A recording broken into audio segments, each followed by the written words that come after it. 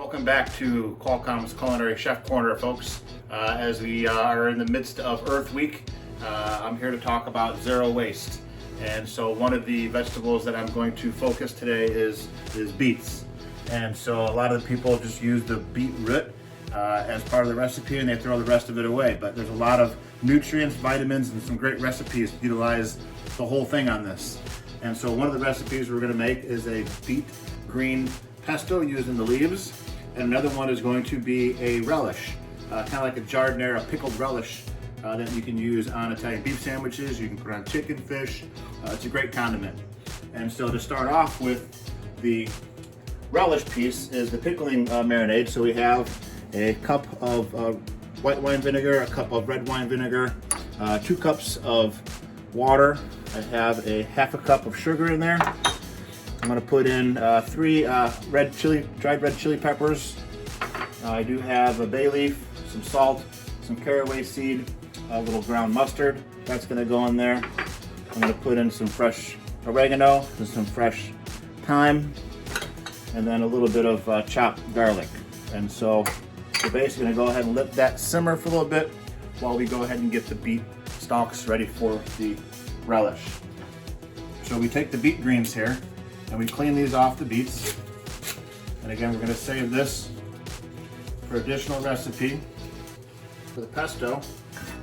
And then we will take the bottom half of these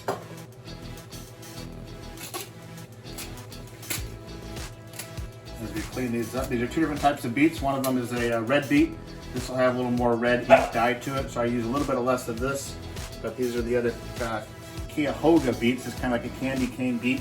It's got the red and the white inside. It doesn't bleed as much, and it's a little bit of a cleaner mess, I guess that you'd say. And so we'll use the roots there for compost. These beets themselves, what I'll do is I'm going to mix them up with the other ones. I like to go ahead and roast these with a little bit of olive oil, salt, pepper, some rosemary, some garlic. Cover that in foil. I let them bake for about an hour and 20 minutes or so until they're tender. So back to the relish here, we have the stalks of the beets. You can leave some of the greens on. You don't have to get so precise. It's all going to get pickled in there together. And so we're basically chopping these in about a 1/4 inch slice, basically. And so we have that here. And we're going to add this to the rest of my mixture. And then so to that, we have some carrots, about a half a cup of carrot. We have some green peppers.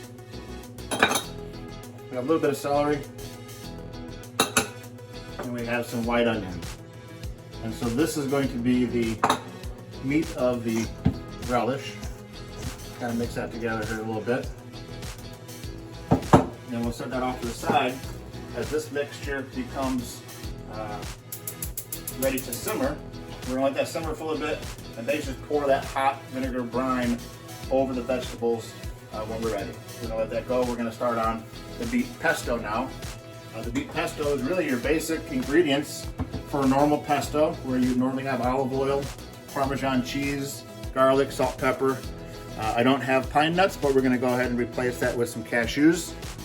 And so the process of this is basically the same way you make a normal pesto with basil. Just replace that with some spinach. So again, we cleaned these up, we dried them, and so we're just going to put that into there, into the blender. Probably about 2 cups or so. I'm sorry, he made a mistake. It's not spinach.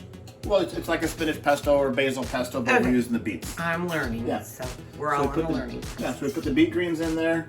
I'm going to go ahead and put the Parmesan cheese in there.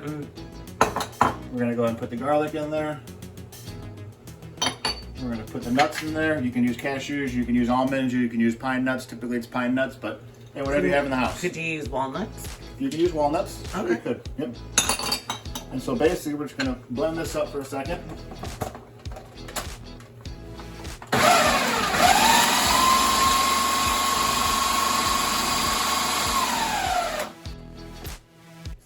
ahead and add in, this is a cup of olive oil. Put all that in there. A little salt, right about a teaspoon, half a teaspoon or so, and then about a half a teaspoon of black pepper. Blend this up again here.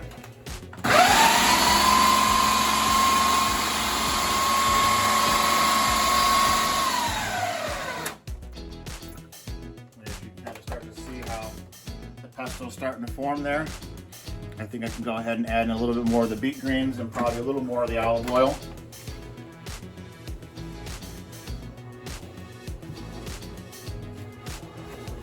I think I'll probably do another half a cup of olive oil there.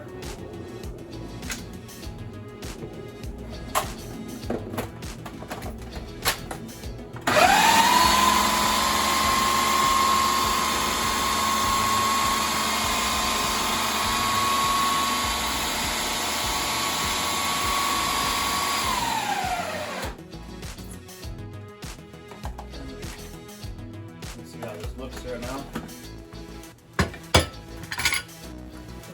As we got a really nice vibrant green pesto here. What I've learned is that this beet pesto really stays more vibrant and green in the refrigerator. I've had one in my refrigerator here for about a week and a half or so, and it really is still pretty vibrant and green. So again, here's your great beet pesto here. Put that on here so you can kind of see how that looks. Whoops. We'll eat it. And so it's a great marinade for chicken breast, fish.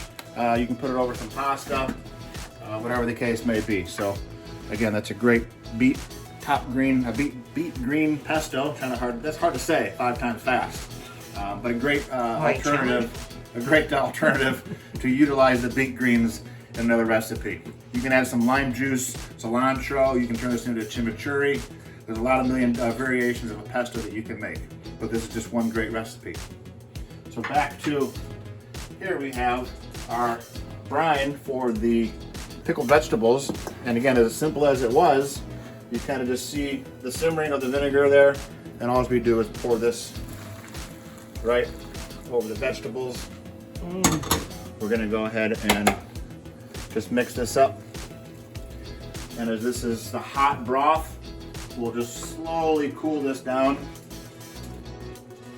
And I would just go ahead and cover this overnight, and in the morning it'll be a nice chilled pickled vinegar relish. Again, great for a beef sandwich, great for chicken, great for fish, and there you have it. So 2 great recipes for zero waste. 1, taking the beets and roasting them off.